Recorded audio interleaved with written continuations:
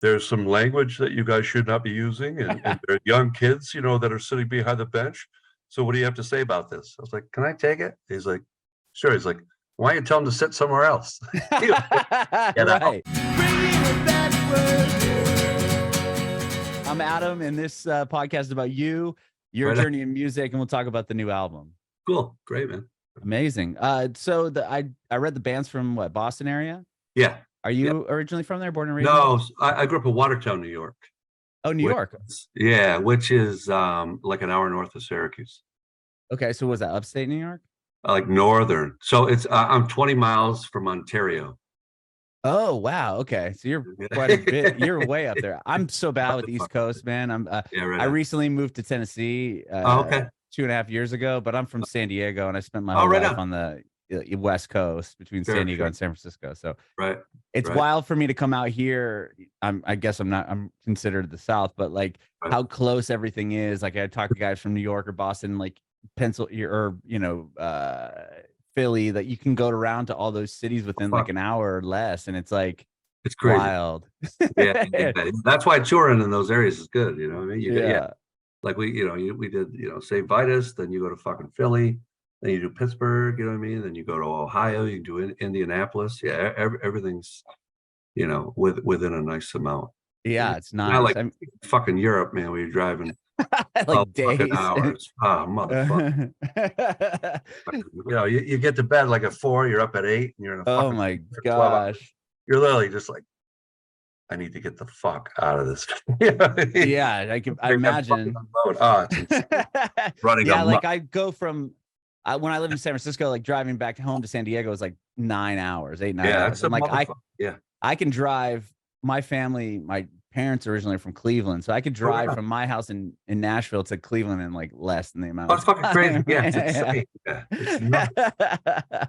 And people forget that. They're like, oh yeah, it's an easy. Like, no, it's not, man. Yeah, when we tour West Coast, you're like, people like, oh, you're psyched to be like, dude, that's fucking 10 hours. Like, because people think here is like, oh yeah, you'll make it to New York in 3.5 hours. It's a different state. Yeah, you're like, I'm playing LA and then San Francisco. They're like, oh, that's cool. You're like, no, that's 8 hours easy. Yeah, right. Yeah. I'm gonna take a fucking carrier pigeon. Right. Yeah. Get it. Awesome. So you grew up in northern New York. So what was that like? Interesting. So like I had a hockey rink, but so I grew up, I played sports. I started playing hockey when I was like 4. Wow. You know what I mean? So you were like skating before that? Oh yeah, yeah. So and then in high school I had a rink in my backyard. Wow. I played lacrosse. I played football. I originally went to. So I've had 2 shoulder surgeries, like even before I was like out of high school. Oh my god. I've had 3 discs taken out of my back. Like herniated. I think my first disc my freshman year playing football. Oh wow, we can relate. I've had 4 cervical spine surgeries on my neck. Yeah, it's a bitch. It's right. So I think I had the first disc taken out at 20 something. Then I had 2 taken out. I think I was in my 40s. So yeah, all from just treating my body like a fucking amusement park. Right, of course, but it's worth it, right? I don't know about that now. I'm fucking 51, and sometimes it takes me an hour to put socks on. Dude, I'm 39, almost 39. It takes me an hour to put socks on. Yeah, get bumped some days. No, so like I always dug music, and that's like a cool thing about my parents. My old man is like, he's passed away, but he was he's just a typical like Irish. You fucking play sports, you do really well in school, or so. But music was always around. And it was finally, so I went to college to play lacrosse, and wow, I caught a pass and my fucking shoulder literally fell out. Like my stick fell, my glove. I was like, you got to be fucking kidding! And it just hung there, So I was like, hey, to the athletic trainer. They're like, whoa, what the fuck? I was like, I caught a pass, and so my dad was like, oh, I'm going to come and get you. We'll get a second opinion. I'm like, oh, fucking Christ. So he came, got me, went to see. So the guy that did my surgery and stuff, he was the doctor for like the Dartmouth hockey team. And Oh, wow. So he so was like, yeah, legit yeah, catchy. so my dad, fuck, I'm like 18 years old, right? And and the doctor was like, Butch, let me tell you something. If you want this kid to use this thing, when he's 25, let him fucking go. So then I'm like, what the fuck do I do? Because, from the time you're 4 up until the time you're 18, I was always, you know what I mean? Like, you go to practice, you do your schoolwork, right? On Uh-huh. fucking weekends, you know what I mean? You got games or practice or shit like that. So I'm 18, and I'm like, I have all this fucking free time. So, I went down and I did a show with a buddy of mine, and man, I caught that bug, and I was like, this is fucking great. Like, Mm-hmm. I can get up, you know what I mean? I'm not sore in the morning. You know Yeah, what I so mean? you played music before that. So, I mean, to be able to Not play a show really. at that time, but Like, like what did yeah. you play? Like what was the first instrument you learned to play? Guitar? So guitar, but dude, I never sang in public till I was like maybe 18, 19 years old.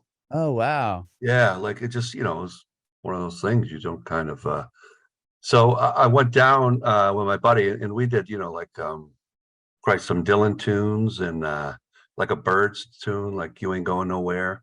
Mhm. We did like Tangled Up in Blue by Bob Dylan. I mean, we did like a Jim Croce song. Oh, that's cool. This is the fucking 1990, Yeah, yeah, yeah. Um, and man, I loved it. Like, I fucking absolutely loved it. And so, from there, um, you know, I started like writing music, and I mean, I don't know any chords. Like, I'm luckily I could play by ear and shit. You know what I mean? Uh-huh. I didn't, I took like a couple things when I was a kid just to learn how to play like a C chord, a G chord, shit like that. Um, you know, you hang out in your room, right? And you just try and learn like tunes and things like that. And so I think finally, when I was, fuck, I don't know, maybe I was late 20s, I took a couple lessons just to kind of learn a few things. Um, and, when I started playing with Gozu, uh, I was really lucky. Doug is, he's an amazing player. Uh, and, just kind of watching him, and the 3 guys that play right now, they're all Berkeley dudes. And Oh, I didn't know that. yeah, Wow. yeah, yeah. Like, That I've makes sense. Boston, where you yeah, guys you know what probably I all mean? met. Yeah. Yeah, people are like, what key? And I'm like, fuck K minor. You know what I mean? Like, don't ask you that. Go fuck yourself. Um, so it was when, because Christ, I played in like, before I was in Gozo and shit like that, I played in a 7-piece soul band. You know what I mean? With fucking, Oh, I was the solo guitarist. We had horns, we had a percussionist, keyboard player. We would open up for like Parliament Funkadelic, stuff like that. no way. Yeah. So, for me, like, groove was always like, if it didn't make you shake your ass, like, I don't want to do it. Hmm. And then Doug was in a band that, the shit they were playing like with the meters. I mean, they were fucking nasty. Hmm. So that's how I met him. And then he and I formed a band where it was like, like Jeff Buckley is, Radiohead, stuff Oh, like yeah, that, yeah. Okay. but I always, loved like, Thin Lizzy, fucking, Sabbath. Uh-huh. I remember, hearing Clutch for the first time, I don't know, 90 something. And I loved Queens of the Stone Age. Uh-huh. So I'd always been really into that. And so he was like, why don't you want to do something like this? And I was like, yeah, I fucking love it. Uh-huh. And so shit, this is like 2008, I think. And yeah, so we've been going ever since. And it's been an interesting journey, from going from being a kid and just kind of strumming just for something to do. And then Hmm. during high school, and really, I just would, if I could play, I would play, but I was, you're so fucking busy. Yeah, I And was gonna say it sounds like you were just doing sports like all the time. So to all the time, yeah, have time to dedicate to even playing guitar probably on a regular basis or joining yeah. some sort of band But was, that shit was, yeah. yeah, like, it was fucking non-existent. Like, Yeah. I didn't know any other dudes who played guitar in high school. You know? Oh, yeah, yeah. But just all the guys that played sports, I'm sure. Yeah, you know what I mean? Like, yeah, so I went to like a Catholic school. I graduated with 75 kids. We Oh would my play gosh. all the big public schools. We kicked the fuck out of them. You know what I mean? Wow.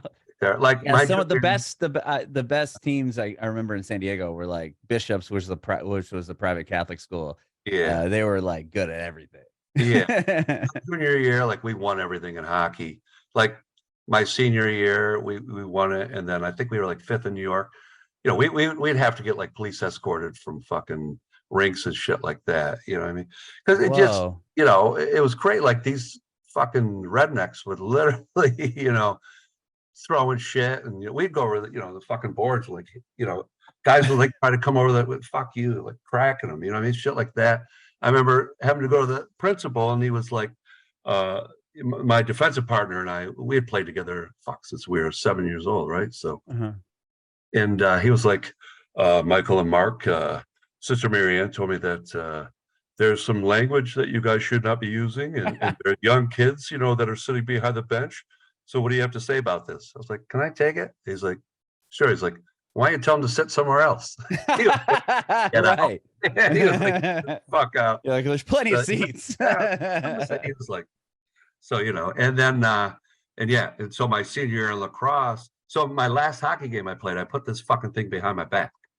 I couldn't get it back in. And that was the 7th time. So, you know, so then, yeah, I had fucking surgery where they put a huge pin in it. So 3 days after I got this is terrible. So 3 days after I was out of a sling, I was out, you know, walking, you know, to get in my buddy's car to go home. This kid came behind me. He fucking punched me in my shoulder. He drove the fucking pin. It tore through everything the other side. Oh he didn't my do it gosh. You know, he wasn't even thinking. It was like a young. I literally, dude, I thought like I was gonna piss right. So he fucking tore the thing right through. So I graduated, you know what I mean? And that Monday I had to go get it fucking removed, and everything was fucked up.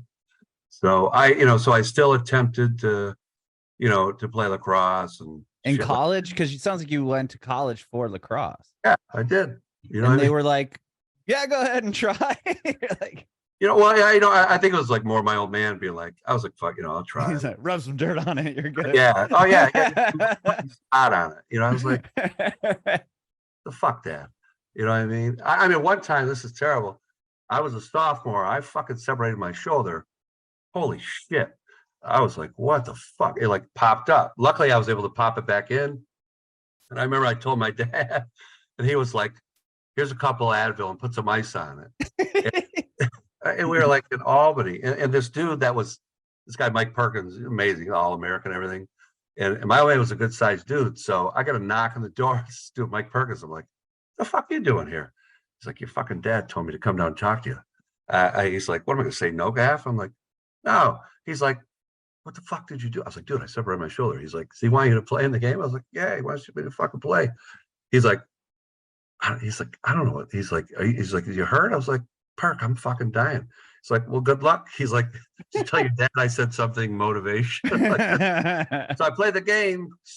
He had me play, so we go to the States.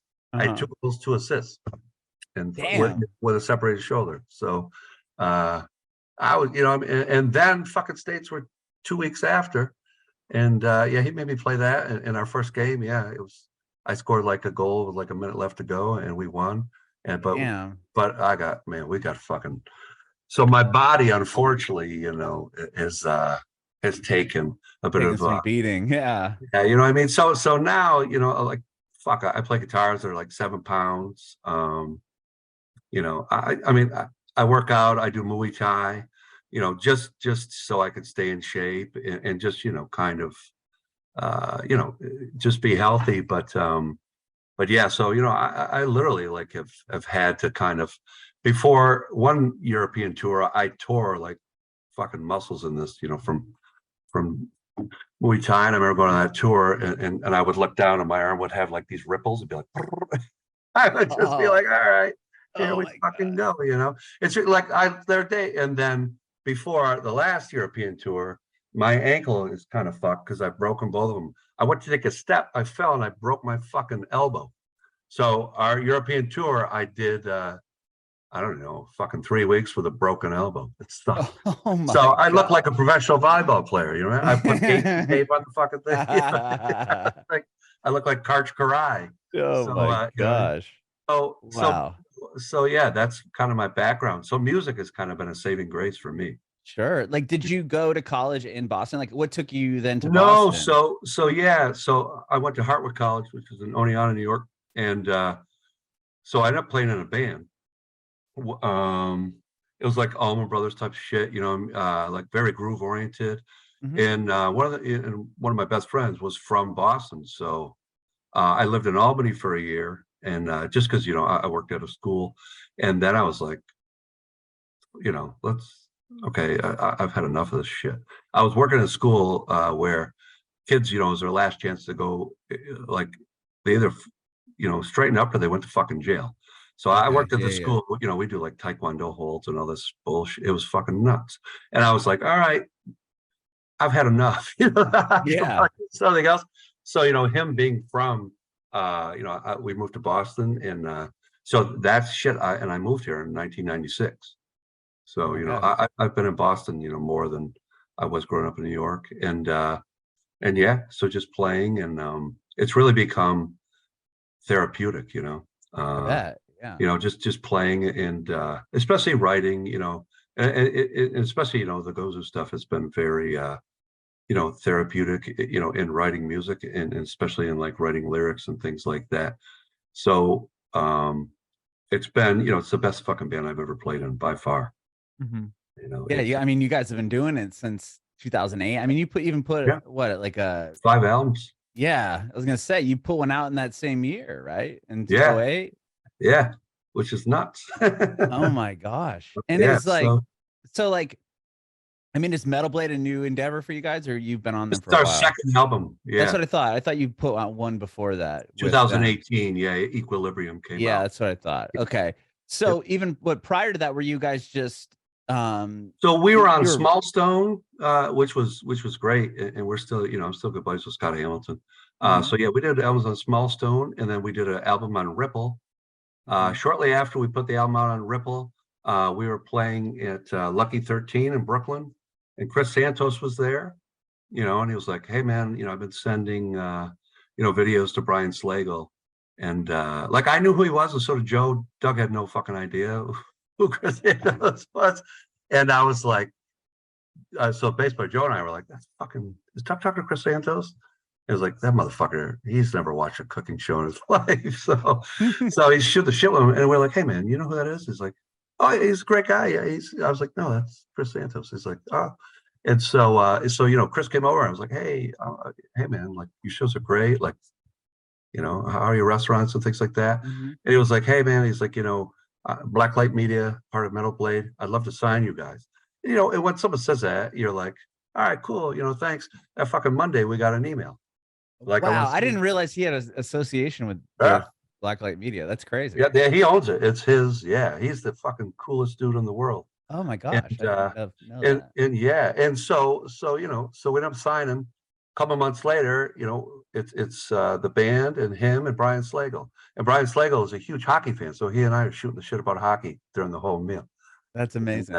so yeah, and he was like, "Did you play?" Yeah, so it was great. And it's like, "What are you into?" I was like, "This type of music." He's like, "What?"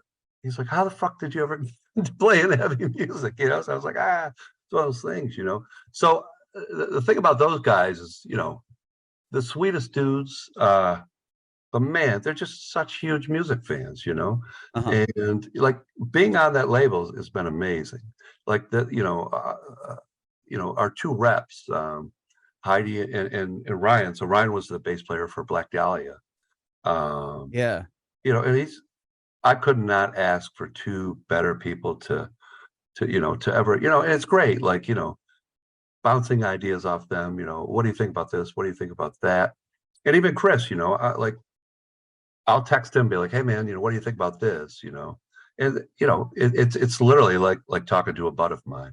Okay, Gaff, let's think about this. Let's think, and then Ryan ended up, mastering the album, which Oh, was, really? yeah, yeah. And so, he's like, would you mind if I master? I was like, you fuck kidding me? Like, because Joe Please. and Doug, huge Black Dahlia fans. So, just having him do that is, it's definitely a team. It's Uh-huh. not like there's just, one person that does this and this. So incredible. I could not be luckier. Like if you would have asked me when I was a 15-year-old dude, you think I'd be fucking doing stuff with Metal Blade? I would have laughed. Be like, Right. okay, like I'll metal in my body, but I'm not gonna. There's no fucking way I'll be, putting out albums and shit like that. So it's been kind of surreal, I bet. Wow. You know what I mean? Yeah, it's we've been really really lucky. This is the third album we've done with Dean Baltalonis, and Dean is man that is from our first experience with him when we did Remedy. Excuse me, when we did Revival. Mm-hmm. Amazing. That dude's ears are just impeccable. He would stop, hit the space bar, and he'd be like, "All right, go back for a second," and I'd be like, "The fuck." He's one of those dudes. He's like, "Yeah, at 6:48, let's listen to that again. I think there was something." And it would, and I'd be like, "How this motherfucker?" And he's one of those guys where he's like, "Oh, that was okay. Let's try it again."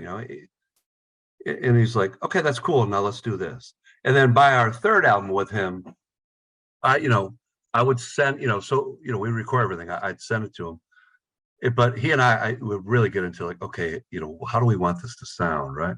And I was really like, I want this to be like Sly and the Family Stone, layered, or I'd be like, I would love this to have like a Roxy Music vibe, or I'd be like, okay, this one, it'd be like if Crosby, Stills, and Nash were in the Melvins, you know what I mean? Yeah. Or I'd be like, okay, like I'm really thinking like this will be like Lee Von Helm, like Rick Danko and Richard Manuel, this sort of vocal harmony, in a Motown feel, and it was just, and he just would push me and be like, hey man, let's try this. Okay, can you go up a third? Okay, now I want you to do a harmony for that, and now I want you to do the lower one. It was just, but we had discussed everything. So when I got in there, I did vocals in 3 days.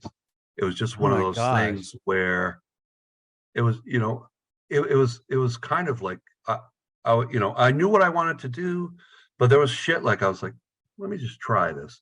Like the chorus on Rainbow 2, that was like, I don't even know where the fuck I came up with that, and I did it, and I was like, okay, there it is. It was one of those things where it's just like, okay, I'm going to try something.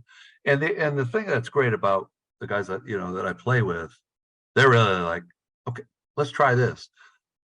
So everyone's open, to trying different things. And it's the shit, man, when you're not even thinking about it and you're like, you do it, and I'm like, I don't know where the fuck that came from, but I think that's it. And then Dean, he would kind of give me a look, and I'd be like, he's a big boy. Like, I'll be fucking, so he's one of those, he's just like, okay. But he's the sweetest dude, and he has a way of being like, okay, let's try this. Let's try, what I mean? Instead of being like, I was fucking terrible. Like, what I mean? He's one, he just, if he's saying it, it's from the heart, and he wants everything to sound as good as humanly possible. Mm-hmm. So like having him, produce, record, and mix the fucking album, and then giving that to Ryan to master, it was probably one of the best experiences I've ever had as a musician. I mean, I did my guitar in like a day, you know what I mean? Wow.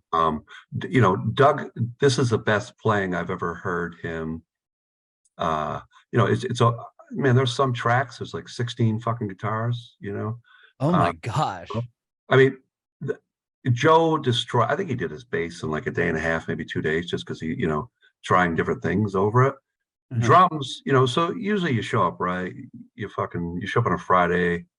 Usually it's the end of Sunday, you get the drums done. We show up on Friday, I think. So, this is Seth's first album, and he's quite, a bit younger than all of us. And we showed up at noon. We started recording at 1. Fucking Saturday at 2 in the afternoon, done. 10 songs done. He fucking killed it. Wow, that's quick. Most of the shit you hear on that fucking album, drum wise, is either first or second take. No way. Yeah, I mean the kid, and then we were like, hey, what? Can you do this? Okay, that's done. Can you try this? And he'd be like, oh, fuck yeah, and he would do it, and the three of us would be like, that motherfucker. And so he'd be like, okay, all right, do this over, and fuck, kill it. And sometimes he'd be like, oh, wait a minute, let me go in. he'd blow your fuck. He'd do shit, and we were just like, I remember the three of us just looking at each other and just being like, you. It was great, and even Dean was like, this fucking kid, man, you know. So yeah, we were done with drum. We started doing guitar at fucking, I don't know, 4 o'clock on a Saturday. Sunday was all guitars. I mean, it really, that kid brought such a fresh air in. That was really, really needed. Um, you know, it was a thing, right? It's like, man, this little motherfucker's going to show us up. Like, we better bring our A. That's what I was wondering. Yeah, if he comes in and does it real quick, you guys are like, oh, okay, he just set the standard. We gotta nail this. Let's do it. The first time, you know, when he came down to try out, it was just Doug, myself, and him. The fucking first half of the tune, I was like, thank you. It was, you know what I mean? I was just like, this is, because, you know, there's constantly, you know, a sound in my head that I really, really have always wanted, you know. Like, I wanted someone that had you know, just such a groove, but hit like a motherfucker. You know, he's like, if Steve Gadd, you know, was to play with, you know, or if you could morph him, you know, with like a fucking, you know, he's like Dave Roller, Taylor Hawkins, or fucking like Nico McBain, or like a Lenny White. You know what I mean? That kid has so many different facets to him, and he so gets it. If you're like, hey man, you know, can you do this on this? Done. And he's and he's great too with coming up and be like, what if we do this? You know, so you know, because you know, he's a professional musician. You know, he plays with like a funk band and shit like that. You know, and so he's thinking about the whole tune, not you know, he thinks about the song, not just, you know, just the drum part. Yeah. You know what I mean? So he totally brought in such a refreshing like air. He really, you know, it was like almost a revival of the band. And it was just, you know, yeah. So we really had to step up our game. You know? And I remember looking at me like, this little motherfucker. Like, yeah. I was like, all right, well, boys, we better hit that woodshed, motherfucker, get this done, or Spank Nuts over here is gonna like show us up. So it was one of those things, you know, you go in, drums are done in a day and a half. There's nowhere, you know, there's nowhere to go but fucking kill it. So he, you know, the foundation was laid, where I feel like before, you know, it's like, hey, we bought a jacuzzi, but I don't even know what the fuck floor I'm going to put it on. You know what I mean?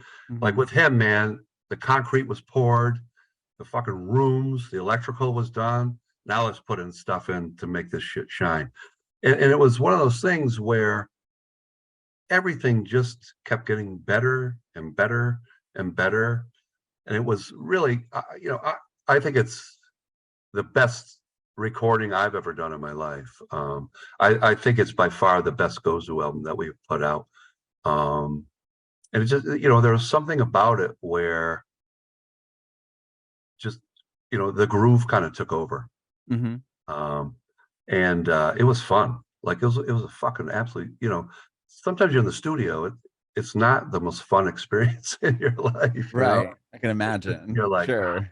Fuck, really? Okay. This was, man, I mean, this was just like, oh shit. And singing over that stuff, it was much easier because I knew where the one was, right? There was such a deep pocket. You knew it was, how tight it was. It was. So you're like, yeah, okay, it was fun as fuck to sing over. That's like, awesome. because, you know, I would find myself being like, oh, ooh, you know what I mean? Just so the more, you know, I would get more amped, and it just allowed me to really kind of try a lot of different things. And luckily they worked. Well, you know, I hope that people dug it. So no, it's a great record. Yeah.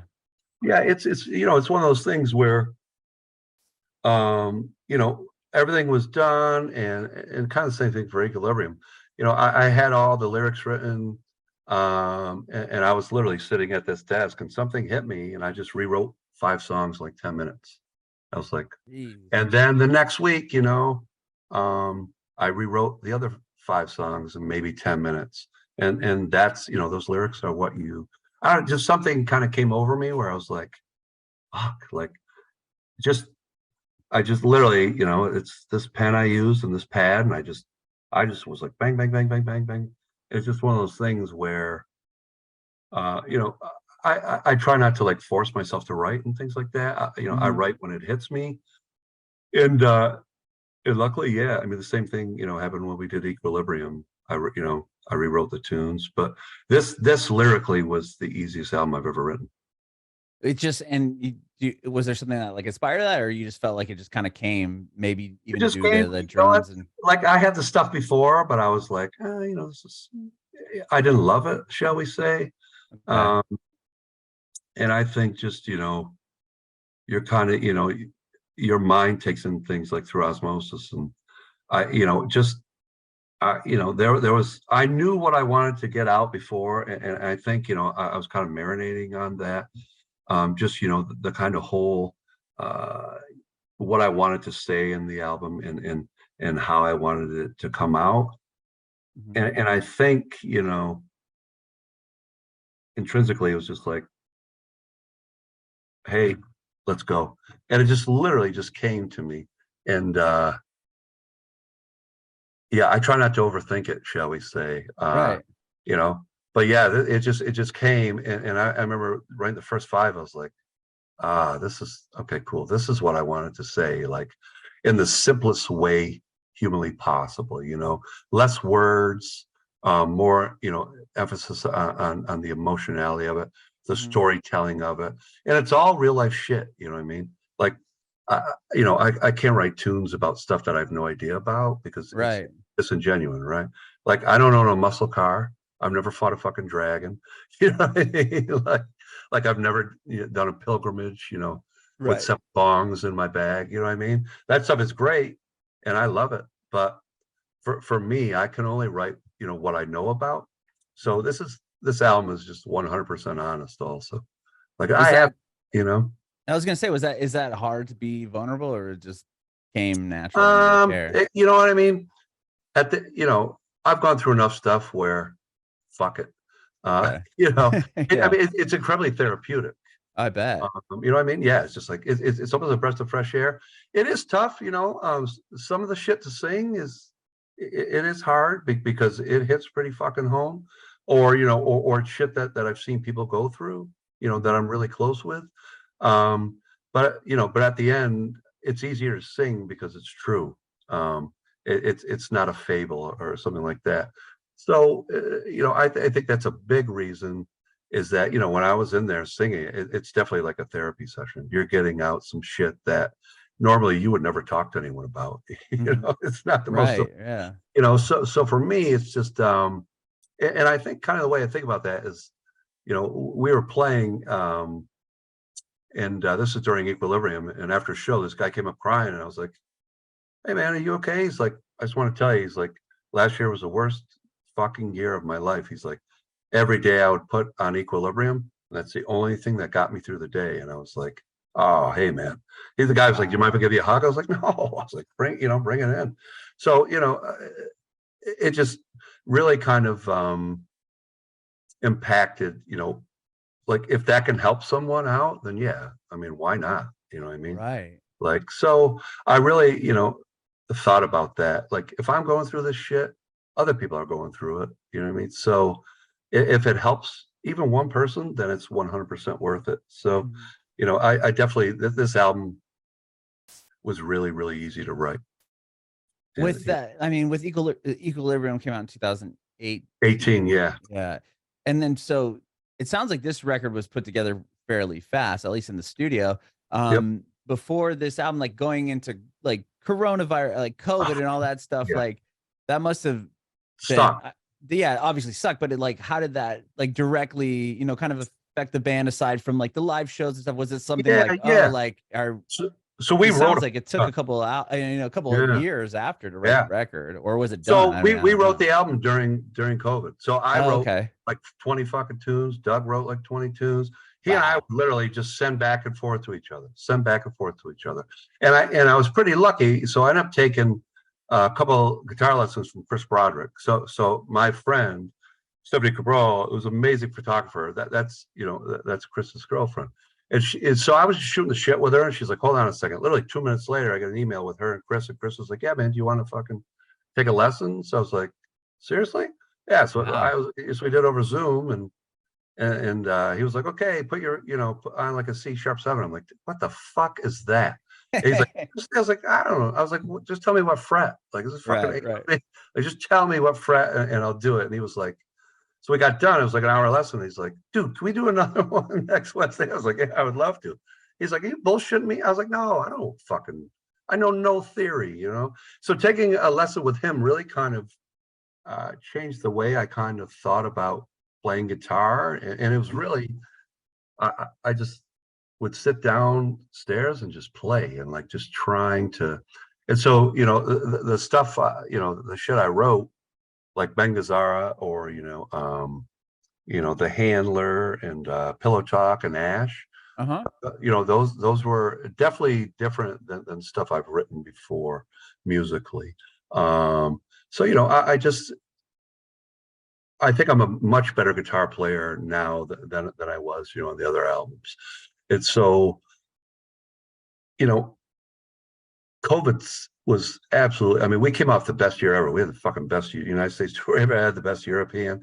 Then everything came to a halt, So I was like, well, I could sit here and be a miserable fucker, or I can like play guitar and get back in like really good shape and turn the shit into a positive. And so that's what we did.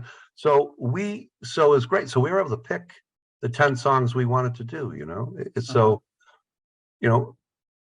we had all the stuff, and then we have a fucking drummer.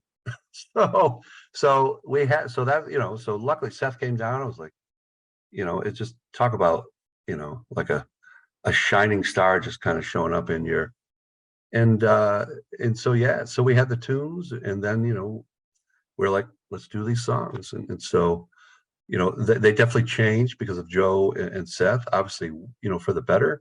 So it's great. We didn't have to reinvent the wheel or like start really from scratch. We had these songs, and we were like, okay, these are, let's do these. And Doug and I have always done that. Like, I'll send it to him. He sends it to me, and he's like, hey man, I need a bridge for this. And I go, all right. And I'm always thinking with him, like, shit he could solo over, or things like that.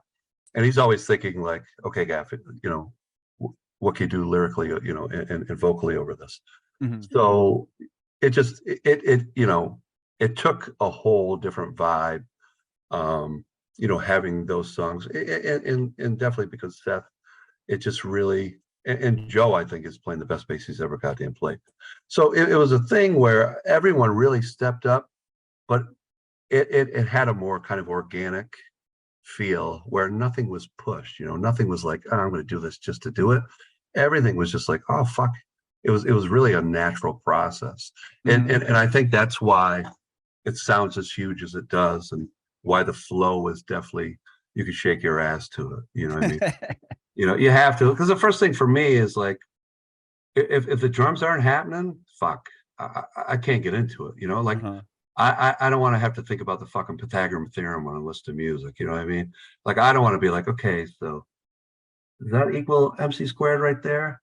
I just want to know where the fucking one is. I want to groove. I don't want to be throwing my back out because, yeah. Leave that for someone else, right? I just want to be able, to feel funky, like to feel sexy when. So, it's just, yeah, it was. I think everything in this came about very natural, and there's a trust issue too, right? Like, I trust everyone, like they're going to kill it, and this was again, it was just one of those things where people were doing shit. We were like, all right. So, the recording process was great, but having, Dean do it again, I mean, I've always said he's kind of like the fifth member of Gozu. And then, having Ryan master it and working with Ryan and Heidi, they'll be like, I like this, but I don't like that. And like, all right, cool. So let's fucking take it out, It's I think, when you can have those honest discussions, that's when shit is like, it's like, all right, these fuckers really care about it. And we're like, all right, cool, or, oh man, I'm not going to put any effects. I'm going to sing this shit. You know what I mean? And really, when we were mixing it, we wanted a mix, because everyone listens, in headphones now. So we wanted a mix like you have your headphones on, you're like, oh, this Right. is, you know, we listen to like a lot of, you know, Pink Floyd. I was listening to a fuck ton of Todd Rundgren. You know, I was listening to The Last Waltz a ton. I was listening to like music from the Big Pink. But I also, love the Big Pink. They're a yeah, great band. yeah. So yeah, you know, that one by the band kind of changed, I think, my existence. And then, you know, I was listening to obviously like Sleep for guitar tones. I was listening to Dope Smoker a ton, listening to Yob. Um, you know, just thinking again, how do you lay things out? And it just you know, we wanted to incorporate a lot, you know, our influences really in this album, and I think that they really shine through on this one.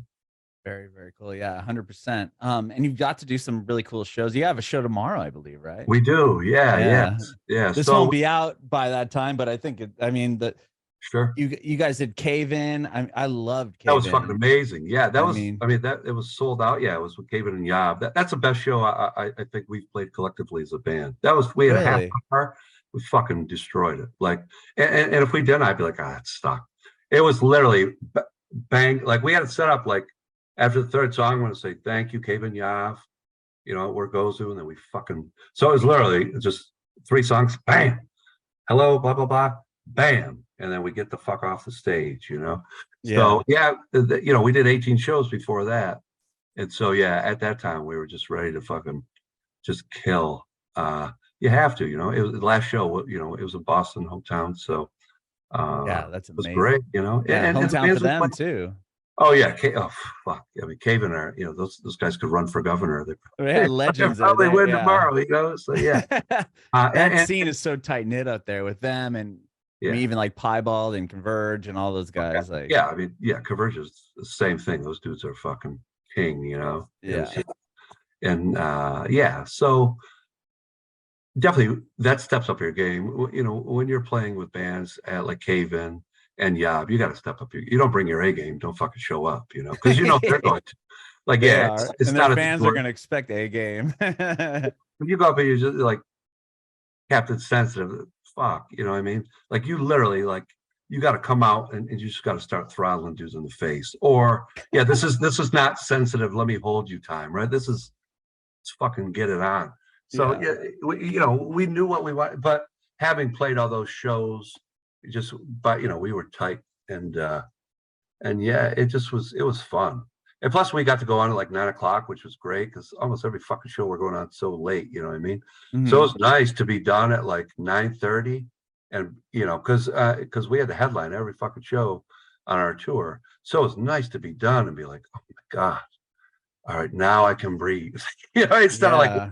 fucking bands and be like, Jesus Christ, can we just get the fuck up there? So it's nice to be done and be like, I'm gonna enjoy some Yeah. chicken now and some And you rice. get to enjoy the bands. Yeah, for Yeah, sure. I can actually watch these bands that I really dig and fucking not worry about like having to go on after and things like that. So it was really a perfect way to end the tour. That's amazing. So, On the show tomorrow, the poster is yeah, so dope. Like it's funky, that right? Yeah, artwork. Who yeah. did that artwork? I'm just So curious. so yeah, the guys from Mercy Lago did that. Who were really good friends. I mean, Ian Ross is one of my best friends. He used to play in Rotsa. Um, and so yeah, fuck, I'm trying to think what the last time we even played with them. Holy shit. It's been a couple of years. And this club is a newer club, but it's supposed to be amazing. So I'm excited. I love playing Portland, Maine. It's one of those things where I love it. Mhm. You know, we played there with Elder, we played at Gino's in 22, right before we went to I think a couple weeks before we went to Europe. So Portland's always been like a great place for us to play. So yeah, I'm excited. And especially because, you know, we're rolling in the deep right now. So everything is sounding really, really good. That's amazing, man. So I'm excited. Yeah, I'm excited. It'll be great to see, you know, those dudes in that band too. And just, you know, just to kind of, again, I think we're playing middle. So that'll be great, you know, get done. Yeah. Then you watch the other band, enjoy a brew. I'm excited. I'm excited. That's It'll be amazing. good for us. Yeah. Do you have a favorite track on the album? Yes. I like you talked about it earlier. Ash, that's one of my favorite ones. And I like the first song too. Tom Cruise Control. Yeah, and the name just sparked me. I was like, oh, that's funny. I want to listen to that one. And I also like number 6. What number? Oh, I forgot what that was called. Magnet. Is that Pillow Talk? I'm not sure. It's right after that one, I think. I just lost it. Is it Magnificent? It's Magnificent. Oh, Magnificent Morocco. Yeah. Oh yeah. Yeah. Magnificent Morocco. I like that one too. Yeah, we played that one live. Yeah. So I think we played 6 tunes off that album. Oh, really? Tour. Yeah. We wanted to really pump the new album. We only played like 3 old songs. Yeah.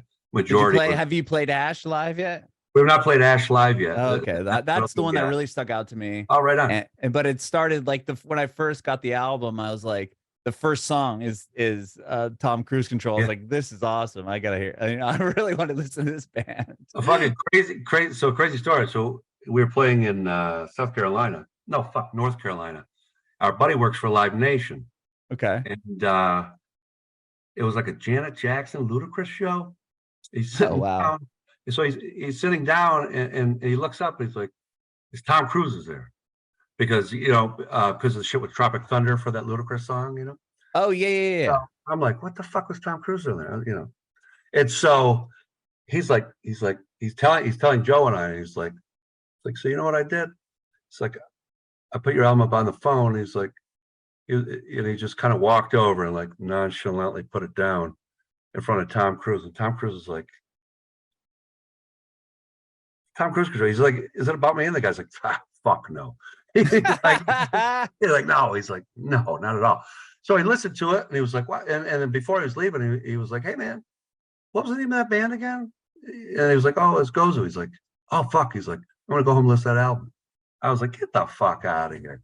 And so Tom Cruise was able to hear Tom Cruise Control, which that's amazing. That's so funny. Yeah. Oh wow. Because none of the titles have anything to do with any of the songs. Right. And that's why when I heard it or I saw it, I was like, oh, this is amazing. But then you have like on the previous record, like the People versus Mr. T, like some of the song titles are so funny.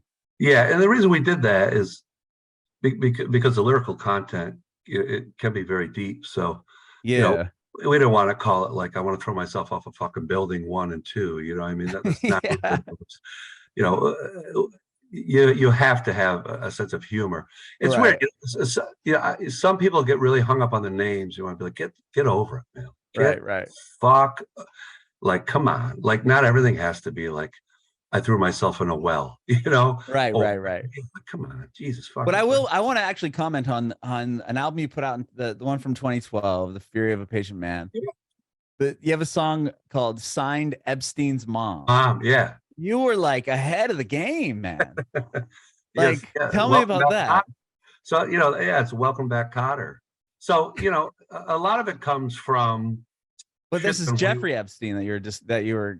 Signed Epstein's mom? No. Oh. No. So Welcome Back, Kotter, Gabe Kaplan. Oh, yeah. Okay. So Epstein would come in and he'd give Mr. Kotter a note and it would say, signed Epstein's mom. Got you. Okay. Yeah. I didn't put that. When I first saw that, I was like, no way. Like he was like way deep into the Epstein conspiracy, God. 2012. Jesus Christ. No, I'm broke. I work at a school, man.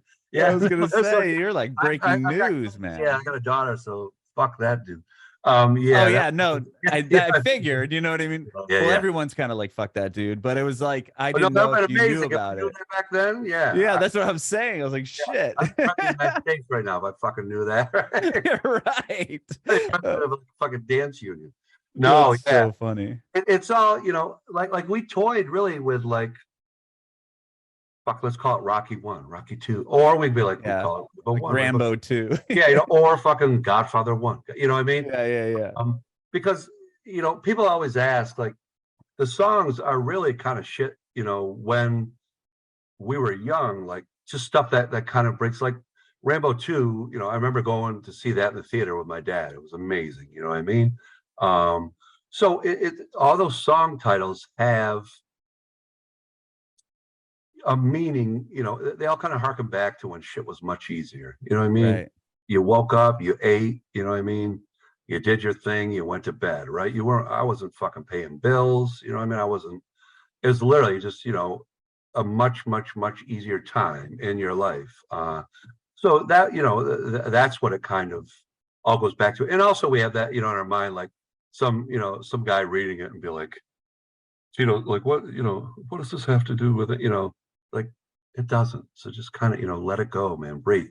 There's still, I'm sure that there are people that are like, this is not, guess what? Fuck yourself. You know what I mean? Yeah, like, yeah. Like if you're going to get that serious into it, we're probably not the band for you. You know what I mean? Like Right. if you're going to get hung up on a song title, I mean, there's so, stop. I mean, you can't take yourself that seriously, or you're going to burn yourself the fuck out. So, so yeah, shit has to be, sometimes on the lighter side, with, titles and stuff. But yeah, we still get asked, like, I did an interview. There's like, is this about, Joe Don Baker? I'm like, do you fucking think I know this dude? Like, Walking Tall was cool. You know what I mean? Like, he Yeah. was fucking great in Cape Fear. Now I don't know who the fuck Joe Don Baker is. You know what I mean? Like, what the fuck? Like, Christ. Like, no. Are you friends with him? Yeah. Like, no, you fucking, or, like, no, I didn't know the Magnificent Morocco. He's fucking, but when we were young, like, wrestling was huge in the 80s, Right. Yeah, people will ask these questions and be like, what do you think? I'm fucking 70 years old and from North Carolina? Like, no, I know these motherfuckers. Like, Jesus That's Christ, So there are times where you're just like, what in the motherfucker are you talking? So those characters, you're like, you know what? Not, like, hey man, like if you like, it is what it is. But yeah, some people want to get so deep about that shit, and you're like, that's just a fucking name. It has nothing to do with anything. I figured as much. That's why I was like, when I played the song, I'm like, okay, I get this band. But it was like, then I would go through this other song titles and I was like, oh, these are really good. And when but I will say that with the Epstein's Mom, I didn't know that, I didn't put the Welcome Back Carter thing together because I was like already like I was like, my mind went straight to like Jeffrey Epstein. I was like, that's funny, like just because the guy's such a piece of shit. And if you had like signed Epstein's mom, like, she birthed this guy, you know what I mean? Never met him or her. Right, but just to even have the name, like even if it had nothing to do with the song, I was like, damn, that's pretty funny. Like, to call out like how terrible he was, but then like the that would have been amazing. His mom, you know what I mean? And by the way, fuck your mom. Like, I knew this shit 11 years. I knew this way exactly. That's why I was like, damn, like you knew coffee when I was 9. I was like, who did he know? Yeah. Oh man. Well, Gav, thank you so much, dude, for doing this. This has been a lot of fun. I appreciate your time. Yeah, brother. And if you ever need anything, hit me. I would love that. Yeah. I'm gonna I have one more question for you, actually. Sure, man. Go, though. I want to know if you have any advice for aspiring artists. Sure. Yeah, and I was actually just having a discussion about that. Enjoy what you do. Like the minute it becomes a pain in your ass, you got to do something different. And the reason I say that is because when you're playing, if you look like it's a chore, people will know. I mean, you can't fake enjoyment. You can't fake like having a good time. And music should be something where you should love it and you should let people like get off on it. And just really right from the heart. Like, don't overanalyze. Like if you listen to something like Breathe by Pink Floyd, Breathe in the Air. Oh yeah, great. You know what I mean? Like that fucking whole album is so simplistic, but it so resonates. Everyone gets it. Like, everyone has gone through all that stuff. So I would say, just be truthful when you're writing. It's way easier to sing, it's way easier to perform, and really it's much more therapeutic. And have fun. Like play the shit you want to play. And I would say definitely don't get pigeonholed into one genre. Like if you dig certain kind of music, that's what you should be able to put all different aspects into stuff that you want to do. You'll enjoy it and people will enjoy it more. So yeah, I mean, have fun and just enjoy, you know, enjoy it. And the more you enjoy it, the more other people are going to enjoy it.